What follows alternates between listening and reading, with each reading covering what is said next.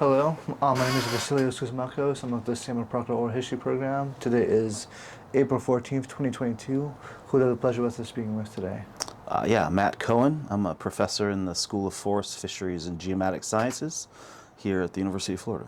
Fantastic. And if you can kind of just begin by telling us a little bit about your background. What do you do? What do you study? I'm an ecohydrologist, which is to say I study the world at the interface of ecosystems and water resources, understanding how water impacts the flow, quantity, quality of water impacts ecosystems and vice versa, how ecological processes modulate the flows and quality of water. And so that interface is of a lot of importance because we're interested in how water management decisions, both quality and quantity, impact ecological function, but we're also interested in the ways in which ecosystems are resilient to and can modify the flows of water and constituents through the landscape. And so it's a very fertile ground for thinking about applied issues. And so my research spans the gamut from sort of theoretical understanding of how ecosystems and water relate to applied questions that are pertinent to water supply planning, to water quality modeling, and water quality restoration. And to kind of start off a little bit, if you can kind of give me a little bit a better background, right? So how did you get into this? Describe your career path from, young kid to your PhD. Sure. Yeah. Well, so I remember as I think an 11-year-old, maybe a 10-year-old, receiving a National Geographic about water. It was a big issue, global water issues. And I've imprinted on that in a way. I felt like that was a really big thing. And so water was pretty central to my interests. I was a swimmer all through college. And so I had a sort of, immersed relationship with water as well. And so water was why I went to school. I went to school to study water issues, water quality issues. And when I had an opportunity to go to graduate school, I wanted to work on sort of water and society issues. And H.T. Odom was a faculty member here. His protege, Mark Brown, was my major professor and my advisor through my whole graduate career. And so I sort of wanted to come and learn from them. They were thinking about water in a really different and integrative way. And from those interactions, I got inspired to think more about ecological systems. Mark and H.T. Odom were both very like big thinkers. So I kind of took that on as a thing. It felt very native. I had gone through as an engineer. As an undergraduate, I was an engineer because that's who did water resources. But I've subsequently sort of moved out of engineering and more into ecosystem science, because to me that's where a lot of the really sort of deep questions about how water supply impacts us and how we impact ecosystems, where those questions are sort of most readily answered. So let's begin talking about your specific research, right? So you kind of mentioned that your research focuses a lot on water supply and and how it relates to these kind of ecological processes. Kind of describe that research a little bit more. Yeah. So my research spans a couple things. I have been really interested, and I'll just say that all of the research usually starts with some applied question, right? And so I've done a lot of work on trying to understand the function, the interactions between plants and soil and water quality in the Everglades, motivated by the fact that we have this kind of existential charge to manage and restore that ecosystem. And so I've done work in the wetlands of the Everglades. I've done work on water supply and the relationships between land management and water supply in the forests of North Florida. There's a lot of theoretical details that go into the work that we do, trying to understand, for example, how changes in forest management might impact aquifer recharge. At the end of the day, the reason that I got into both of those issues, and also the research that I do on springs, and related to water quality and the sort of the function of spring ecosystems, has been because those are the big, meaty, challenging, contentious questions that are around us here. And so in the state of Florida, we have big issues with regard to water supply planning. We have big issues with regard to Everglades restoration. We have big issues with regards to springs management.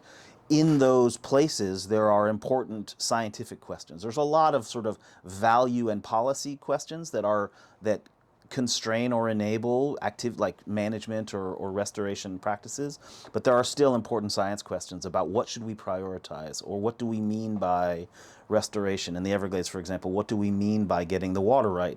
Well, a lot of the research that I've done has been applying theory, mathematical models, empirical measurements to try to address those, what I view as scientific gaps that impede effective decision making about restoration or about management. So let's begin by discussing your work with land management as in relationship to water supply.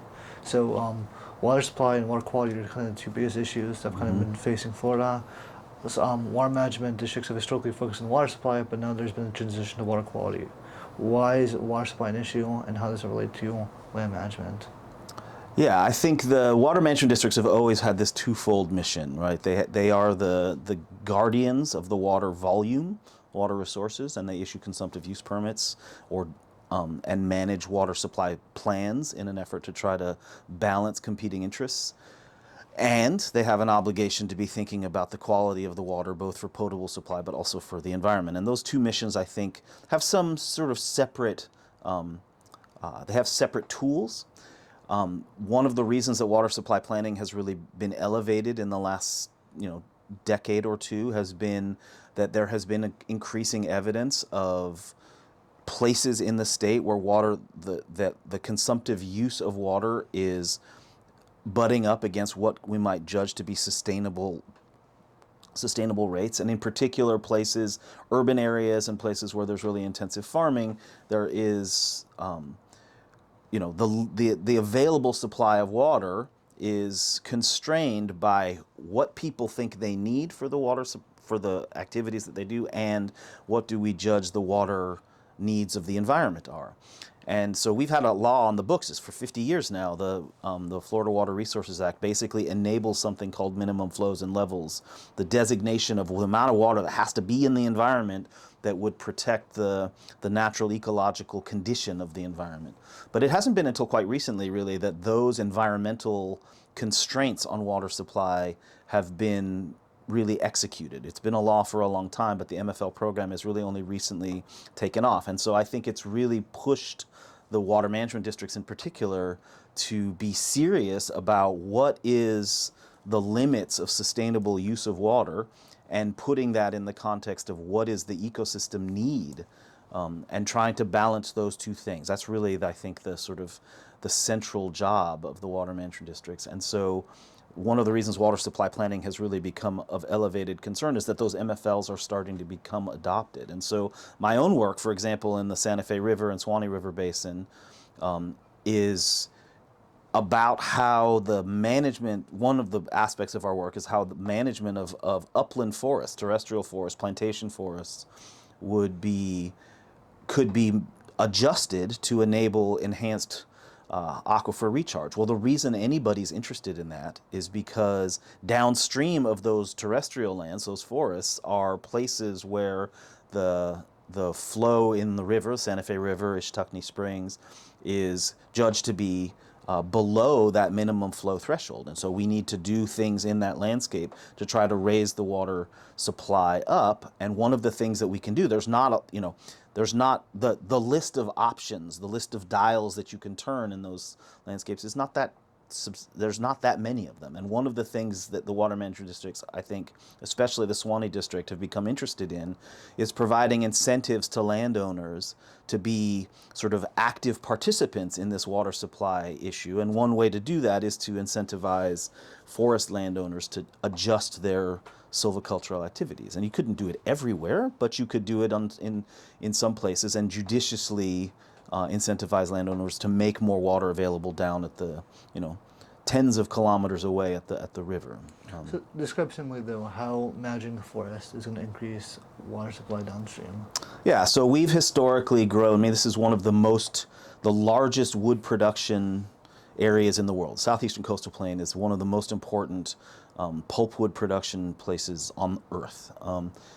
And we have, so if you drive around North Florida, that's not won't be surprising to you. There's hundreds of thousands of acres of plantation forests that are grown with an eye towards maximizing the productivity of biomass, because that's the economic incentive.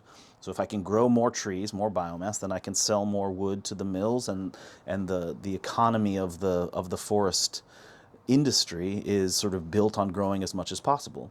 One consequence of that is that the trees are planted very densely, they grow really, really fast, their clones have been selected to maximize biomass growth, and there's sort of an inexorable relationship between how much biomass you're trying to grow, how much tree stuff you're trying to grow, and how much water you use. And so the difference between, say, conservation forests that are much more open, they're frequently burned, they're certainly not, their growth isn't maximized on one hand, and on the other hand, an intensive pine plantation is a significant amount of water consumption, right? So water that would otherwise recharge is now consumed in these very intensive pine stands. And so, but these are, to a large extent, these forests are in either private land holdings or industrial companies like real estate investment trusts, or state lands.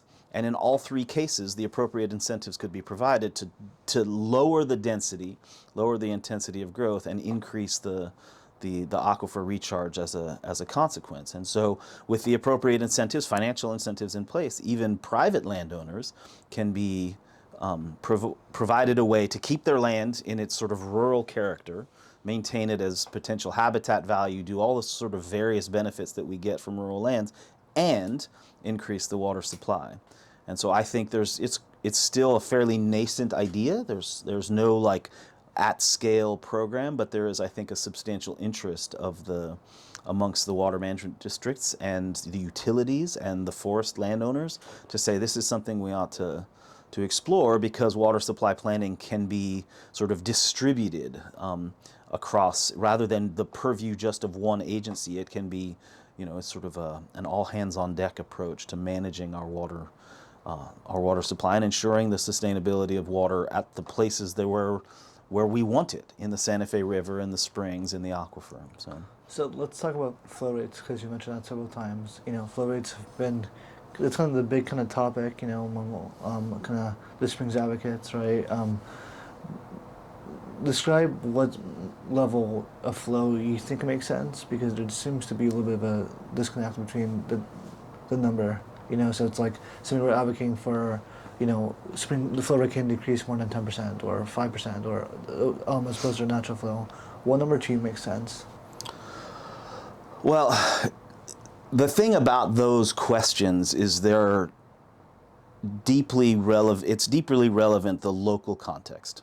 There's no magic number, right? There's no number that is unequivocally protective or unequivocally detrimental, right? It's just, we have to understand that these systems operate over a continuum of flow that is dictated by how it rains.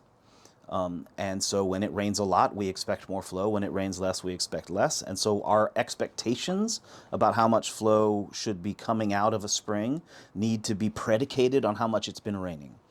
The Water Management District recognized that pretty early on and said, look, it's not so much that there's some magic flow rate that would be sustainable. There is some departure from the historical flow regime that is acceptable to us, given that we have to balance our need for food and our need for water in our homes with our desire to protect our natural environment.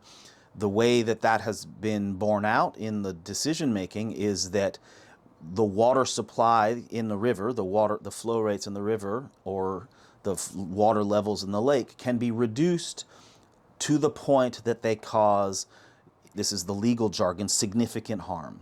That significant harm is judged to be 15% reduction in some function, whether that's providing habitat or navigation or the export of some organic matter, whatever it is. There's a series of water resource values that have to be considered, and it's a reduction of 15% in any one of them that should trip the minimum flows and levels. Now, it's quite difficult to establish these because a lot of times our historical evidence is not what we want it to be, and we don't necessarily have a good understanding of the extent to which a flow reduction would cause harm in some ecological function. So it's not that you can reduce flow by 15%, it's that you can reduce flow to the point that it has an impact on some function of 15%. And that is a complicated series of inferences. Sometimes that might mean you can't reduce flow more than 3%. Sometimes it might mean that you can get away with a 25% flow reduction, right? Like, it depends a lot on the local context. Moreover, it depends on your understanding of the amount of water that you thought would be in the river had there been no people there. And this is where a lot of contentiousness arises, because we can't, that's a model. We have to make a model that, because like we can't make the world without people. Like, if we have to essentially forecast what would have the flow in the river been had there been no pumping for cities or ag, or no urbanization that changed stormwater flow rates. And so those are difficult and challenging decisions. And I would say, for the most part, that's been where a lot of the disagreement has come. It's like, how much water should there have been in Silver River today if there hadn't been a bunch of people, versus how much is there today? And that difference is the deficit of flow, and is that deficit now causing significant harm? And additionally, a lot of contentiousness also arises from this idea that, they'll set these limits based upon, population levels, let's say 2020, right? But they won't change the limit until 2030. So population's rising, right? But the flow is set for 10 years prior to that.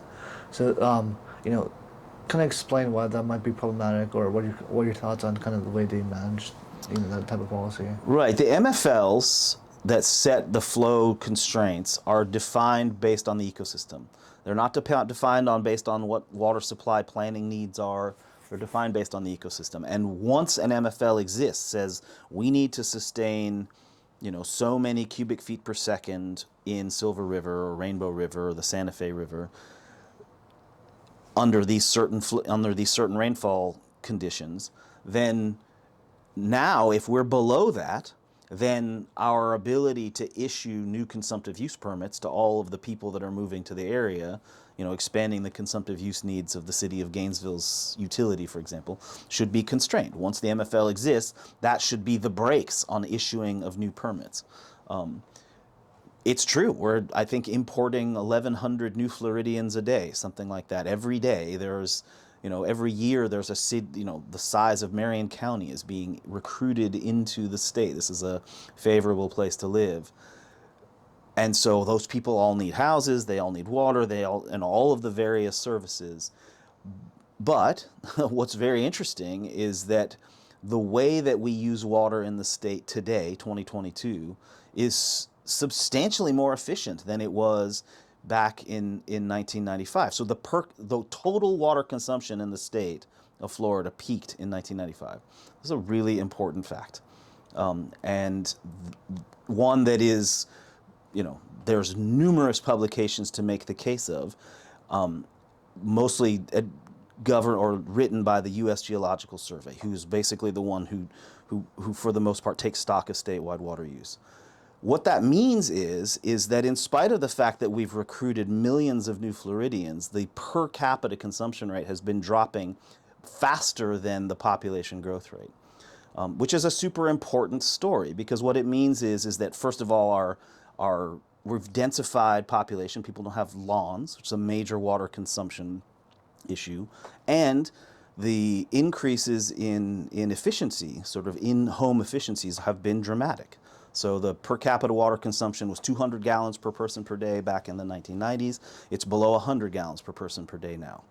That's a win, and that's a really important story about the potential for water conservation statewide to enable sharing the water resource pie more widely. I think it's a crucial and surprisingly trumpeted accomplishment, right?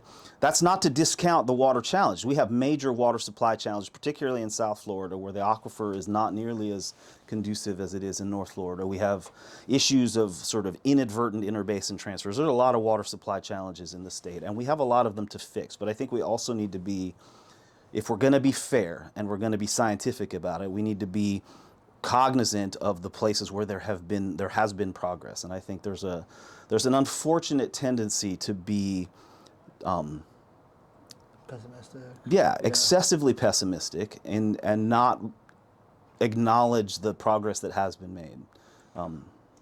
Would you so the decrease in water consumption you mentioned now corresponds with the per capita usage. Agricultural production, I might be wrong here, in terms of water use has gone up a little bit, right? So do you think that might offset, or does the water usage by agriculture maybe offset those gains? No, I mean this is a total water use number has gone down. Agricultural water use per acre has gone down. So there are, and we haven't even tapped the full extent of potential efficiencies in irrigation technology. So, it used to be just sort of casting the water into the sky and hoping it lands on the ground. And now there are center pivot systems that can really deliver the water much more efficiently to the plants that need it. We have smart systems that can detect when and where irrigation is necessary. Those kinds of things are precisely the sorts of technological solutions to sharing the water resource pie that we have to be investing in. And we are, maybe not quickly enough in every case. And certainly one of the significant challenges is that when we become more efficient with our water supply, with our water consumption, like in agricultural irrigation, we can also be more efficient with regard to the constituents that contaminate the aquifer. And so there's a real important win-win that you find from irrigation efficiencies that limit the degree to which particularly fertilizers find their way into places that farmers and environmental managers never intended them to be. We don't want the nitrate from fertilizer in the aquifer. That's lost revenue from the farmer and lost it's evidence of contamination for Florida citizens. And so efficiency of irrigation management is a really important part of sort of meeting both water quantity and water quality goals. I'm really happy you just mentioned nitrates because that leads to my other question. So we talked quite a bit about water quantity now. I want to talk about water quality. So kind of big contention, right, is nitrates in our water, right? Nitrogen, excessive nitrogen is causing all these algae blooms. From my understanding, your research focuses more on the dissolved oxygen kind of side of things and how that might be a more pertinent issue to focus on instead of the nitrates. Kind of discuss that a little bit more. Yeah, so nitrate is a very mobile environmental contaminant. It's a species of nitrogen that tends not to stick to things. There's other species of nitrogen that are much better retained in soils, in aquifers. Nitrate is easy to move. And it's super abundant because our soils, the places where we do most of our intensive agriculture, are extremely depauperate in nutrients, phosphorus and nitrogen. And in order to make them productive, we have to add those constituents. And so the side effect is that stuff is leaking into an aquifer at levels that are quite alarming, to be honest. I mean, there are parts of the Swanee River Basin where nitrate is in the aquifer are at levels that are unsafe for people to drink. There are many of the springs along the Swanee where the nitrate concentrations are 10 or even 20 times the state's adopted numeric nutrient criteria for springs. And so we have a major existential and legal challenge with regard to nitrate management. And we have ample evidence that the nitrogen that we put into the aquifer, into the water at the coast in particular, can have really deleterious environmental effects. Our research suggests that the ecological changes that have been observed in the springs in particular are not well predicted by nitrate. Places that have really massive ecological changes are places where nitrate hasn't really risen, and some of the best preserved ecological springs that we have are places where nitrate is extremely high. And so that is a head-scratching moment that has led down a lot of interesting rabbit holes for us and produced a lot of, I think, important research understanding how nutrients impact aquatic ecosystems, particularly flowing water aquatic ecosystems. But all of the evidence that we've collected points to a very poor relationship, very little predictive relationship between the availability of nitrate in the aquifer water and any ecological response in the springs. But there are other things that have changed about the spring ecosystems, most notably, starting really in the late 1990s, the springs along the Swanee River started to experience this phenomenon of flow reversal much more regularly and for much more prolonged durations. And a flow reversal, a lot of the springs along the Swanee are directly adjacent to the river. And when the river floods, the floodwater propagates in the spring. The flow direction actually flips, and rather than clear spring water coming out, brown tannic water pushes into the aquifer. And turns off the lights, right? It turns out all the energy that all the light that would have reached all of the plants that we expect in our springs wouldn't be getting any light, because for extended durations the water is really dark. It changes the alkalinity, the chemistry of the water dramatically, and that is a phenomenon short-lived compared to, I mean, most of the springs we consider them to really be really stable, but if for 30, 60, 90 days the spring is dark, flowing backwards, the ecological consequences are really substantial. And one of the things in that phenomenon of flow reversals is that during the period when the water is discharging back out of the aquifer, a lot of times the oxygen can be quite low. The other thing that we noticed very early on in our trying to understand, like, why is this spring look so bad and this spring looks so good, is that one of the only successful predictors that allowed us to say, to understand that, was the availability of oxygen. Availability of oxygen has for a long time been sort of judged to be the keystone environmental variable for aquatic ecosystems, right? So the early limnologists, oxygen was the centerpiece of understanding even what we meant by eutrophic versus oligotrophic lakes. It's what when we talk about the consequences, like of the dead zone in the Gulf of Mexico, it's about dissolved oxygen, because dissolved oxygen is what allows aquatic animals to live. In the absence of oxygen, there's very little that they can do.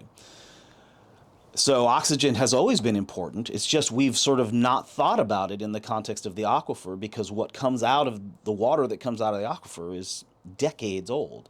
And so we just thought, well, it's always been low, right? Oxygen has always been low. But the more we dug, the more it became evident that not only is that not true, that oxygen has varied substantially, probably broadly speaking with variation in flow, right? Not every spring varies. As the flow goes up, oxygen goes up is sort of the idea. That's not true in every spring, but it is true that oxygen variability, one spring versus the other, is a really important predictor of the condition, the amount of algae in that spring. There's a couple of explanations for that. One is that low oxygen conditions can inhibit the things that would otherwise graze on algal biomass. And so if I take away the things that graze on algal biomass, I can produce a flush of algal growth that is unrelated to the availability of nitrate, but strongly related to the ecological processes, the balance of the herbivores and the primary producers. We can also alter the availability of other constituents,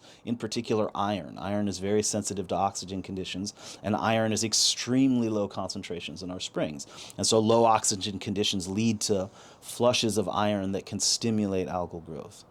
And so this is a hypothesis. I mean, it's borne out by observational data, but we recently completed an experiment where we oxygenated part of one of the springs, Hornsby Spring, and the ecological response was unbelievable, right?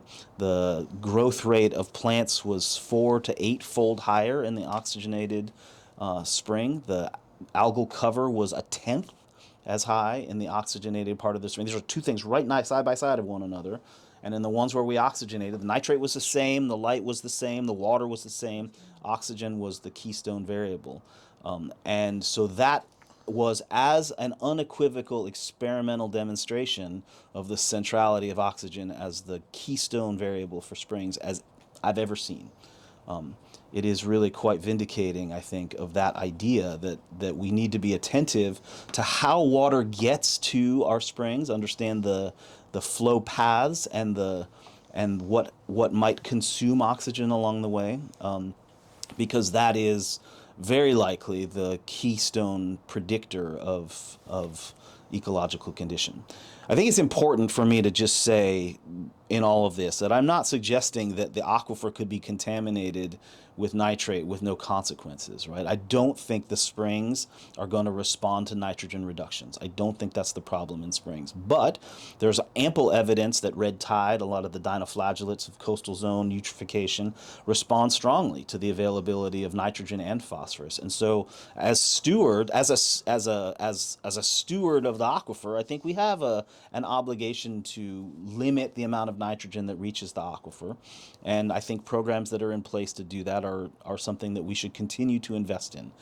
I think it's also, in the same breath that I'm going to say it's super important, I think it's equally important that we be scientific about the evidence that we have in support of one. Right now, the only solution we have to springs restoration is reduced nitrate. And we are, in many cases, we're talking about a 75 to 85% reduction in nitrogen availability. And if that doesn't fix the springs, that's a problem, because it is going to be enormously expensive to fix that problem. And if the public, as a member of the public, I want the springs to look like they did when I first encountered them for my kids and their kids and so on and so forth. So we need to not have pet hypotheses. We need to have experiments and evidence to support the management actions that we take. Well, it's really interesting because, as I've kind of been talking to everybody, some of them have kind of promoted this nitrogen hypothesis, and I think, from my understanding, I guess the concern is that by saying that nitrogen isn't as much of a problem, that might kind of give certain actors more incentive to use more nitrogen, right? Which I don't necessarily think is incredibly wrong either, but I mean, I guess those two ideas don't have to be mutually exclusive, right? You can say use less nitrogen, right, while still saying like, hey, this is also a problem because nitrogen has a host of other kind of consequences, from human health to everything else. Right? That's right. I think that's exactly the point. And I think we shouldn't be afraid as environmental stewards of telling the truth. You have to be right? transparent. We have to, we have to rely on data, and we have to, just because there's a potential negative consequence that somebody will misinterpret the notion that nitrate is not the reason that springs are environmentally degrading is not a reason not to say it. Because the evidence points unequivocally to the conclusion that nitrate is not the problem. And so if I want the springs to be fixed, I would be absolutely regretful of saying, no, fine, just fix the nitrogen problem, that'll do it, because it won't. And so I realize that there is a lot of concern that, certain actors in the space of sort of agricultural management in particular say, well, why are we even being told to manage nitrogen when, the evidence is saying nitrogen isn't the problem? And I think the answer is it's expensive to lose fertilizer.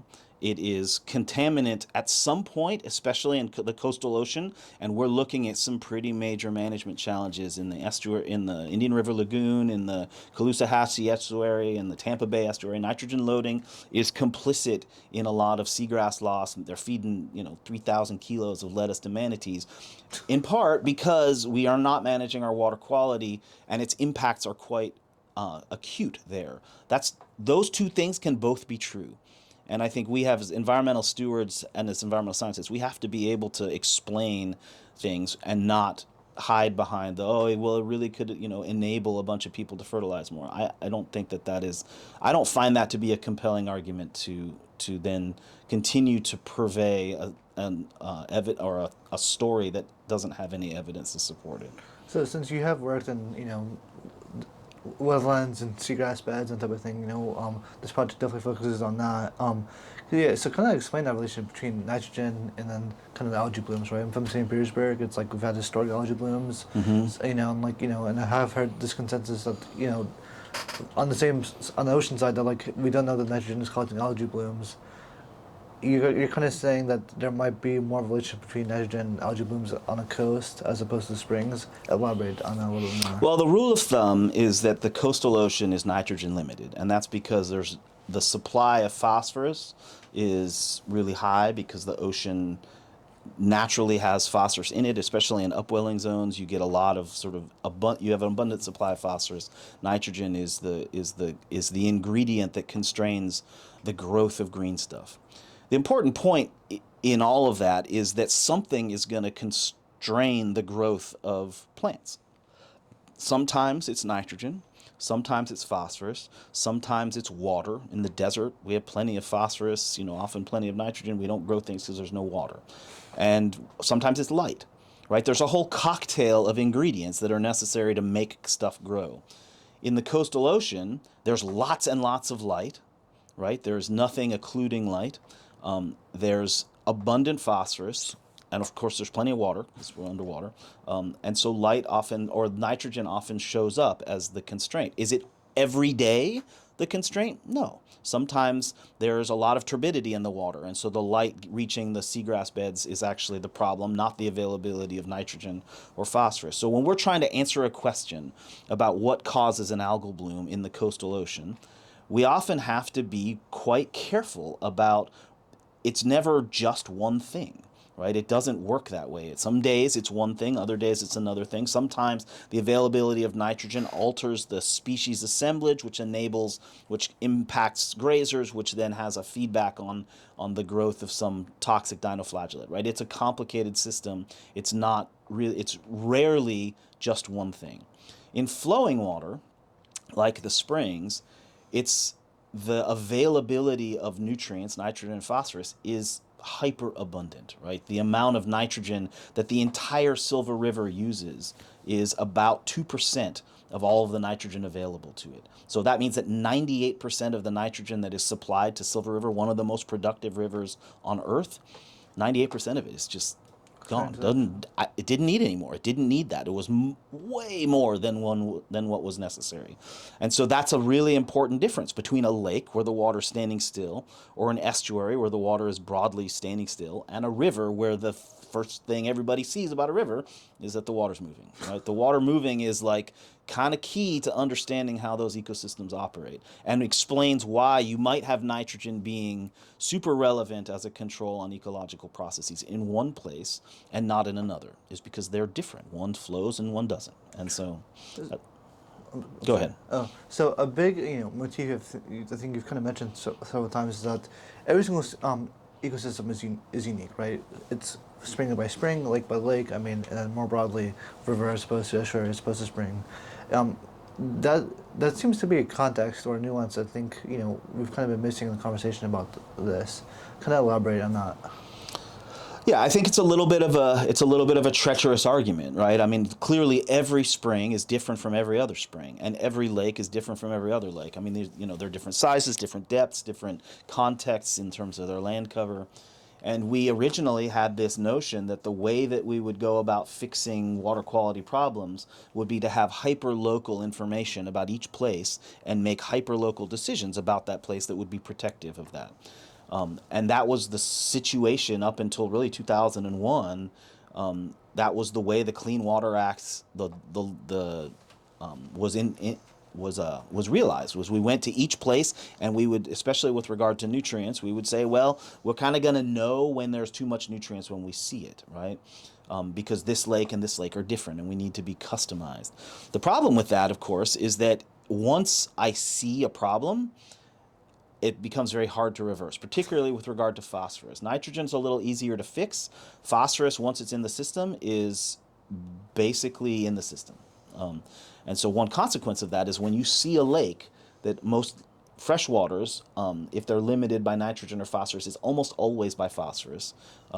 If you see a lake that's become degraded, algal blooms and just generally sick because of phosphorus, now you can't get it out. Right? So you failed as a steward because you basically let the lake get to the point where it is so degraded that now, like, oh, wow, we crossed the line. Oops. And now we don't really have an opportunity to fix it. And so what we've moved to is a system where the protective levels are not customized to each lake. They are sort of broadly applied so that it's much easier to sort of say when is a lake moving towards a degraded condition. So every lake, for example, all the dark stained lakes in North Florida have the same standard now, 50 micrograms per liter phosphorus. That's the numeric nutrient criteria. That's going to be overprotective for some lakes that would be fine, even at concentrations above that. And it's going to be underprotective for other lakes where the degradation might happen sooner. But that number becomes much easier to implement. We can be better stewards of the resource because we aren't waiting for the degradation to happen before we sort of pull the trigger on management, which was what was happening before. And so you're right, like every place is a little bit different, but if we use that argument, then I think we basically create a situation where we're always reacting to water quality issues as opposed to being proactive about protecting water bodies before they're degraded. So Would you say that, so just like some, run the gamut in Florida from incredibly eutrophic to incredibly oligotrophic, would you say the same argument can be applied to springs or no? yeah, I do think that the springs naturally span an enormous phosphorus gradient. Yeah. This is geological variation. It's not related to human activities, right? So the phosphorus concentrations vary over a factor of almost 100 from the lowest to highest phosphorus springs.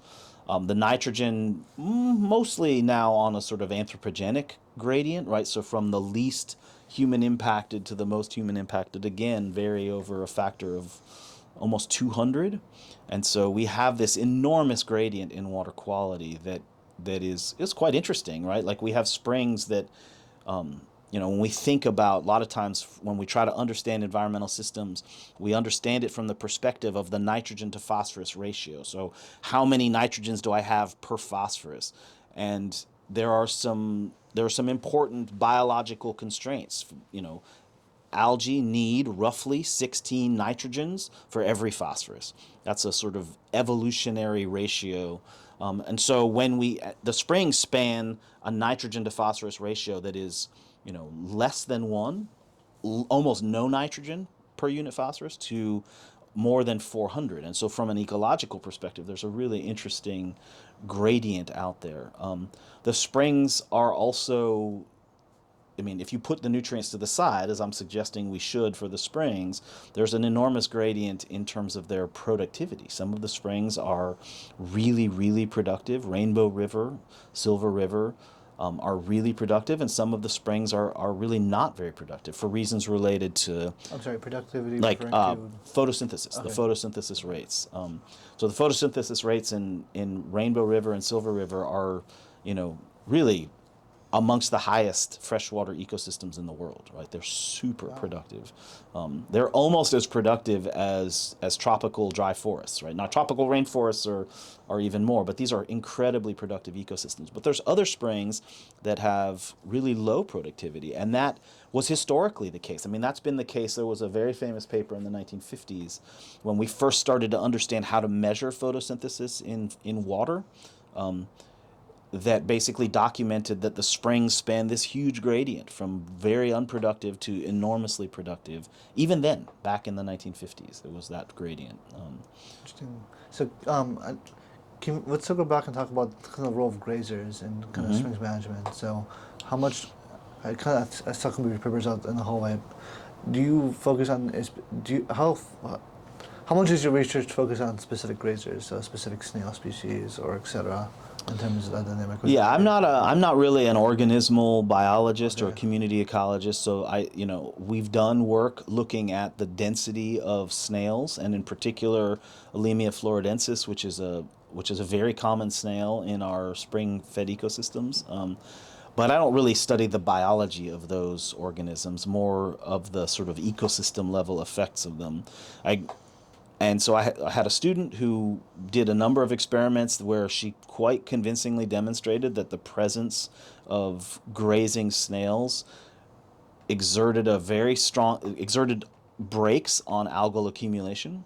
And so when there were snails present in these they were in situ, they were in the springs, but sort of experimental enclosures. When the snails were in them, the algae didn't accumulate, and when the snails were excluded from them, the algae went bananas. It was really, really high growth. And I mentioned this experiment where we added oxygen to a spring. Well, there was a number of different experiments going on simultaneously. One of them was add oxygen and not, but within the add oxygen and not, we added snails as well. And when we added oxygen and snails, we essentially doubled the effect, right? So the effect of oxygen was to reduce the density of algae substantially. When we added snails as well, the algae was even more well controlled, and the plant growth was even more vigorous. The meadows of the rooted plants, and so snails are a big part of this ecosystem, both because they graze the biomass that would otherwise shade the plants, and because they're recycling the nitrogen into a form, ammonium, that's quite readily available. And so they are, you know, it's an ecosystem, right? It's not just, we're not just trying to grow plants, we're trying to grow the whole community. And the grazers are an important step in transforming the energy at the plant level into animals. I think it's just incredibly fascinating because if you look at kind of what's happening in the Keys, right, in Everglades, it's like a big problem is also algae growth, and a lot of scientists from Moat Marine Laboratory are utilizing grazers to kind of do the same exact thing you're doing with the Right. springs. Right. So kind of just that kind of cross water connection is just incredible. I mean, the same exact principles apply, you know. Yeah, absolutely. I mean, these are, I think we have to understand, I think there's a tendency to treat ecosystems as linear features of the world, where I put in water and light and nutrients, and I sort of get out plants. But there's all sorts of interesting internal feedbacks that are critical to understanding how they work, how ecosystems work, and and sort of belie perhaps a more naive linear version of that reality. And I think, you know, there's other important explanations for why the springs have degraded that I'd be remiss not to mention. And one of them in particular is that as flows have declined in some of the springs, and particularly during periods when the rain in North Florida declines, the flow velocity, you know, the energy of the moving water declines, and that energy, there's a sort of critical threshold of flow moving water, that as the water moves faster, there's more turbulent energy, and that more turbulent energy essentially keeps the blades of the plants clean. When you go below that threshold, now the algae can accumulate on those blades and start to shade out the plants, and it can lead to a whole host of sort of ecological changes. And so that threshold is a really important management target for thinking about MFL. So the minimum flows and levels in springs needs to be cognizant of those flow velocity targets, so that the springs, the amount of flow that we're allowing to get into the spring and not consuming for cities and agriculture, is enough to sustain velocities that keep the leaf blades clean. So, yeah. Insofar as oxygen is related to flow and flow velocity is related to flow, the story about the springs is, in my view, much more hydrologic quantity than quality. And I think that's that discourse, as contentious as it's been, right? I mean, it's not an easy conversation to have. There's been a lot of momentum towards fixing one part of the springs system and maybe not the other. But I think that emphasis on flow is an area of real common ground, and that the MFLs need to be the vehicle for managing the springs, the discharge, the recharge to the aquifer, and the discharge. I think that's probably a consensus opinion amongst all of the various stakeholders trying to fix the springs. So kind of, with that being said, right, kind of earlier on, you kind of mentioned investments, right, and things like, more intensive, like, kind of irrigation, and more efficient irrigation systems, right, to put more water into the stuff, more efficient nitrogen stuff. So, so generally speaking, what type of investments do you think we need to start making to kind of find that middle point? Well, I mean, I think there's a whole collage of potential investments, right? There is everything from personal decision making, right? Like the products that you use and consume. You know, you personally can take responsibility for making wiser water decisions. Generally speaking, I think that's been incredibly effective. People use way less water now, in part because the awareness of water supply issues is out there. I think altering the way we manage urban landscapes, right, and making those more compatible with rain-fed hydrology as opposed to irrigating, I think it's nuts totally nuts to be irrigating urban lawns. I never understood it. I don't understand. I probably will never understand it. It's nuts. I think in terms of societal investments, creating educational programs so that people understand their options and the consequences of their decisions is a huge and important investment. It's one that we do a lot of. In terms of like cost share programs, there's a whole array of options there too. So farmers in general, in my experience, desire to be good stewards. They have a visceral direct connection to the land and water, and they want to be good stewards. And so what it is enabling them to acquire technologies, for example, that let them be better stewards than the practices that maybe that's how they've always done it. They now start to realize this isn't the best way to do it, but the cost of investing in the new pivot irrigation technology or smart sensors is sufficiently high that the barrier is there. So having society pay for that is another one. And then a third one, I think a really important third one, is that where there are opportunities to incentivize landowners to make different land management decisions, I think that we as a society have to put our money where our mouth is. And I think programs that connect the dots. For example, we all pay our utility bill. The utilities are getting water from the Floridan aquifer. Gainesville Regional Utilities gets its water from the Floridan aquifer. If Gainesville Regional Utilities was required to offset some of their water resource consumption to minimize their impact on the aquifer by essentially creating a zero sum, right? Like, I'm going to pull water out of the ground, but I'm going to incentivize forest landowners to enable more recharge by growing forests in a different way, maybe we all would pay a little more for water. But I think every time anybody's ever asked the public, they're willing to pay for those things. The public cares about these issues. And the 10 cents additional per 1,000 gallons is not enough to sort of dissuade the public from their enthusiasm. Now, I think it has to be done carefully because not everybody is in the same boat to be able to pay. And I think that those are, those sort of social equity questions are the cutting edge of what utilities need to be thinking about today as well. But there's a lot of enthusiasm for programs like that. And so if we can create those incentives, I think we can manage our water sustainably in spite of the fact that there is more and more and more people, seeking putting houses up and wanting to take showers and stuff like that. What do you think about the idea of making farmers pay for water after after a certain point?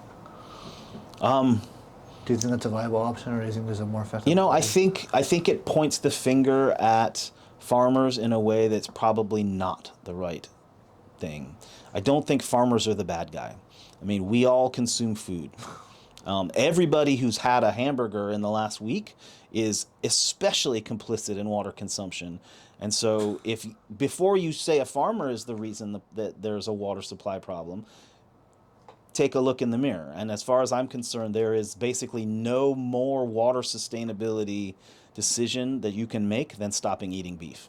That's my personal assessment based on evidence that I've seen. It's just, so if you want to make a better water decision, rather than pointing the finger at farmers and accusing them of bad stewardship, recognize that the reason they grow things is to sustain the demand in the public. And so we want to create incentives and not punitive arrangements. And so, moreover, I think there is a really compelling argument for wanting to sustain food sovereignty, right? Like, we want to be able to produce food in the United States, in Florida, that enables us to not be at the whims of wheat export prices from Ukraine, for example, right? And one of the ways that we do that is by being willing to grow food here, even though there are associated environmental costs. We want to mitigate those environmental costs, but not essentially dispose of agriculture as a viable and important land cover type. And so I think it would send the opposite signal of what we want, to start essentially asserting that farmers are the problem. I think the far better way is to be collaborative and suggest that there are ways in which cost shares can limit their water consumption. At the same time, I think it's very important for transparency to be the sort of name of the game, so that farmers we need to know how much water is being used. And until quite recently, that was not something that we knew. And so being able to be sort of quantitative about how much water is being used, I think is central to being good stewards of the resource. In response to agriculture, though, it's like, there's the argument that farmers probably, because you have to pay for water, they maybe use water a little bit more carelessly as opposed to the way they should. So, like, you have these anecdotes of farmers putting their sprinklers on when it's raining, type of thing, right? Right.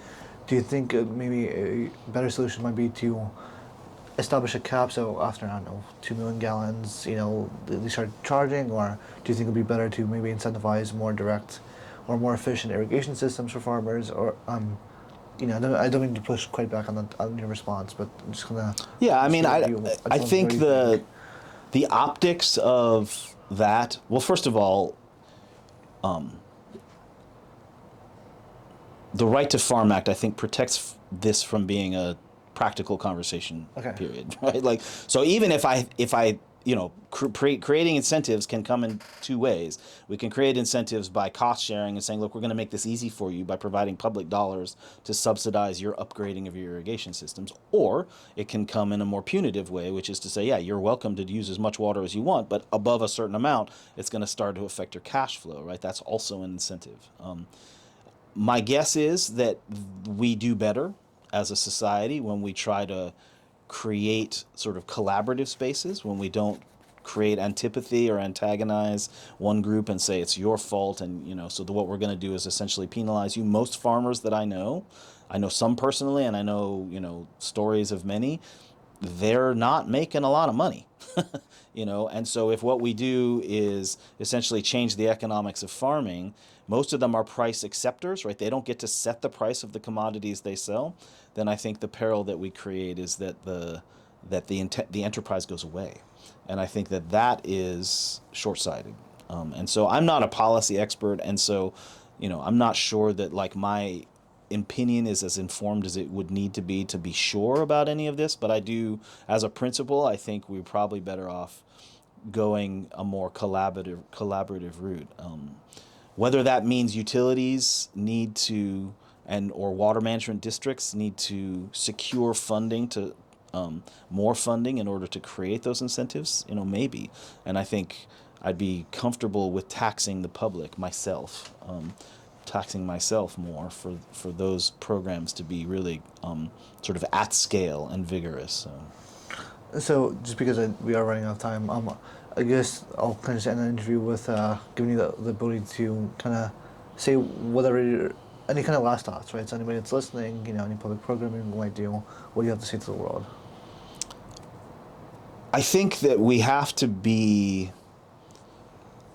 I think our progress to date on water supply planning, on water quality management, is a mixed bag. I think we need to acknowledge that it's a mixed bag. There's been a lot of feet dragging with regard to implementing water quality rules. There's been a lot of feet dragging especially with regard to water quantity rules, but there's also been a lot of progress, and we need to identify the areas of progress, identify why things have worked. Tampa Bay Estuary, for example, is much cleaner than it used to be. So there are success stories out there, and I think we need to be sort of transparent about our pessimism versus optimism. We need to be evidence-based. That's one thing, and I think that implies a certain level of clear-eyed analysis of what's worked and what's not. But in my opinion, the existential crisis for Florida has to do with a changing climate, and in particular, changing the way that we receive fresh water, and the way that fresh water is disposed of to the sea. So rising seas and changing the rainfall regime make a lot of our decision making about what our expectations are problematic, because what they are today and what they were 20 years ago and what they're going to be in 20 years from now and 50 years from now is not going to be the same. And we have to really be very cognizant about creating adaptive systems that enable us to change the way we manage water on the fly. And I don't think that our consumptive use permitting system, for example, is designed with enough flexibility. Like, City of Jacksonville just got a 25-year consumptive use permit. 25 years from now, things are going to be different, and it is actually it's folly, in my opinion, that they don't have to apply for permits more frequently, because we might need to change the story along the way here, particularly with regard to the changing availability of fresh water, the changing ability to move water to the sea. And so to me, that is, if there's a frontier that is alarming, scary, challenging, that's the one. Fantastic. And I guess that concludes the interview. Well, thank you so much, Dr. Cohen. We Yeah, appreciate it. no problem.